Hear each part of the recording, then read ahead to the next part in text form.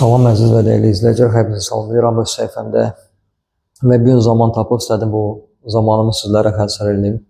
Əziz və dəyərli izləyicilər və belə bir mövzuya toxunum. Ən önəmli mövzulardan biri də psixologiyada. Psixologiya sahəsində daxili yaralı uşaq haqqında istəyirəm bugünkü mövzumu bir neçə dəqiqəlik toxunum. Və daxili yaralı uşaq deyəndə nəyə nəzərdə tuturam? Daxili yaralı uşaq o deməkdir ki, uşaq İnsan yeniyetmə dövrünə çatsa belə, 18 yaş adasa belə, yəni 25, 30, 45 yaş olsa belə uşaqlıq travmasını yaşayır. Bu illər ötdükcə, zaman keçdikcə büruzə verir insanın həyatında. Və bunun nəyə aid etmək olar? Uşaq vaxtda yaşayan emosiyalar, negativ emosiyalar. Misal üçün, insan qəzəbli idi, insan qəmgin idi. Valideynlər həmişə bizə nə deyirlər uşaq vaxtında? Deyirlər ki, qəmgin olmaq olmaz.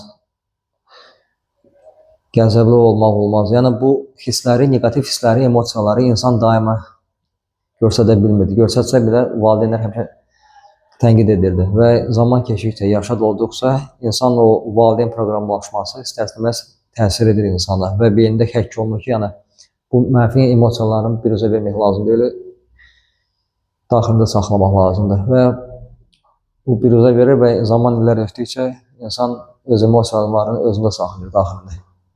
Bu qəmginliyi göstərə bilmir, qəzəbliyini göstərə bilmir. Və bunlara misal çəkmək olar belə uşaqlıq yəni konsepsiyasını, uşaqlıq yaralı daxili uşaq konsepsiyasını nəyə misal çəkmək olar? Belə insanlar özünə güvənləri azdır, özünə əminliyi azdır. Demək olar ki, əminsiz olan insanlardır, özünə qiymətləri aşağı səviyyədədir. Üzr istəyirəm, aşağı dərəcədədir və belə insanlar həmişə daimi hər kəs üçün, ətrafdakı insanlar üçün, istər tanıdıqları, yaxın olduğu insanlar, istər tanımadıqları, yaxın olmayan insanlar üçün yaxşı, mədəni, tərbiyəli göstərmək istəyirlər. Özlərini belə göstərdilər. Çünki bunların özünə güvəni, özünə qiyməti aşağı dərəcədə əminsiz olan insanlardır deyə, bunlar kiməsə görə özlərini yaxşı göstərməklə, tərbiyəli, mədəni göstərməklə o boşluğu bununla tərazlaşdırırlar. Yəni, özünə güvənsizliyi, özünə əminsizliyi, başqalarının bunlara müsbət qiymət verməyi, bunların özünə qarşı elə bir qiymətin artmağı deməkdir, əminliyi artmaq deməkdir. Yəni, ona görə bunlar başqa insanlar üçün daima yaxşı, tərbiyəli, mədəni göstərmək istəyirlər. Elə bil ki, o əminsizliyi, özünə güvənsizliyi onunla artırmaq istəyirlər. Yəni, sonra belə insanlar həmişə tənqiddən uzaq dururlar. Tənqid altına düşmək istəmirlər, tuş almaq istəmirlər ki, yəni bunları kimsə tənqid edəcək. İstər yaxın olan, ətrafdakı çevrəsindəki olan insanlar, istər başqa insanlar tərəfindən tənqid istəmirlər ki, olunanlar. Tənqiddən daima qaçırlar. Çünki bunlar mədəni görsənlər, yaxşı görsənlər, tərbiyəli görsənlər. Bunlar tənqiddən. Bunların özünə güvəni olsaydı, bunların özünə əminliyi olsaydı, yəni özünə güvəni yüksək dərəcədə olsaydı qiymətləri, bunlar tənqiddən qaçmazdılar. Bunların əsas özləri bilər ki, bunlar nəyə layiqdirlər, nəyə qadirdirlər. Başqaların bunlara qiyməti maraqlı olmazdır. Amma başqaları tərəfdən bunlara qiymət verməyi, başqaları bunları tənqid edilməməyi bunu göstərdir ki, bunların daxili yaralı uşaq konsepsiyası var. Yəni, bunlar tənqiddən qaçırlar, bunlar daima hamı üçün xoş, yaxşı, mədəni göstərmək istəyirlər özləri. Belə insanlar şəxsi sərhədləri yoxdur. Daima istər yaxın, əziz olan insanlar, bunlar ətrafında olan çevrədəki insanlar daima həmişə bunların şəxsi sərhədlərini pozurlar və bunların mövqeyini, bunların fikirlərini heç razılaşmırlar. Yəni, qəbul eləmirlər. Və yaxud da ki, bu insanlar ya hamı bunların şəxsi sərhədlərini pozur və yaxud da ki, əksinə bunlar həmişə kontrol altında saxlayırlar şəxsi sərhədlərini. Bunların şəxsi sərhədlərinə heç kim girə bilmir, heç bir insan. Yəni, iki cürə olurlar bunlarda, iki cürdür. Sonra belə insanlar öz emosiyalarını biruzə verə bilmirlər, öz emosiyalarını göstərə bilmirlər, mənfi emosiyalarını nəzərdə tutan. Çünki mövzunun əvvəlində demişdim, uşaq vaxtı valideynlər bunları tənqid edirdi və böyük yaşa çatanda, yəni yeniyetmə dövründə keçsə belə, bunlar tənqiddən qorxurlar deyə uşaq vaxtı valideynlər tənqid edirdi.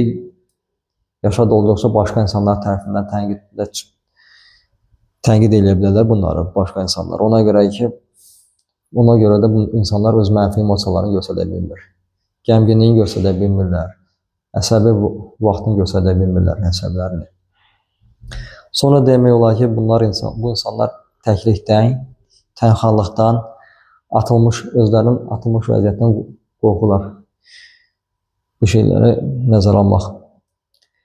Yəni bu insanlar hər kəslə tərəddüdlə, şübhə ilə yanaşırlar. Yaxındakı istər olan çevredəki insanlara, istər başqa insanlara tərəddüdlə, şübhə ilə yanaşırlar. Bunlar qorxurlar ki, tək qalarlar, tənhalıqdan qorxurlar. Münasibətdə olsalar belə kimlərləsə, qorxurlar ki, atılmış vəziyyətdə olarlar ki, bunları atarlar. Bunlar qorxurlar ki, necə deyirlər, qınaq obyektinə çevrilərlər, yəni bunları qınayarlar. Yəni bu insanlarda ondan irəli gəlir ki, aşağı qiymətləri azdır, özünə güvənləri azdır, özünə qiymətləri çox aşağı səviyyədədir, yəni əminsizlikdən irəli gəlir. Və bununla mübarizə aparmaq olar daxili yaralı uşaq deyəndə. Bunun misallarını demək çəkdim. Şəxsi sərhəd pozuntuları var, yəni bunların şəxsi sərhədlərin pozuntuları və yaxud ki, bunlar çox güclü kontrol altında saxlayırlar şəxsi sərhədlərini. Bunlar hamı üçün mədəni, yaxşı görsənmək istəyirlər, yəni ətrafdakı insanlar üçün tərbiyəli görsətmək istəyirlər. Ondan irəli gəlir ki, özlərinə güvənləri azdır, özünə əminsiz insanlardır. Ondan irəli gəlir. Sonra bunlar qınaq obyektinə çevrilir. Qorxurlar ki, bunları qınayarlar. İstər yaxın çevrədəki insanlar, istər başqa insanlar. Bunlar qorxurlar ki, tənqid altına düşərlər. Tənqiddən qorxurlar. Ondan ki, bunların özünə güvəni, özünə qiymətləri aşağı dərəcədədir. Güvənsiz insanlardır. Bunlar öz emosiyalarını göstərmək qorxurlar. Yəni bu mənfi emosiyalar nəzərdə tuturam ki, yəni uşaq vaxtı valideynlər bunları danlayırlar ki, tənqid edirlər ki, mənfi emosiyaları göstərmək və yeniyetmə dövrünü keçəndən sonra bunlarda bu həkk olunur, qorxurlar.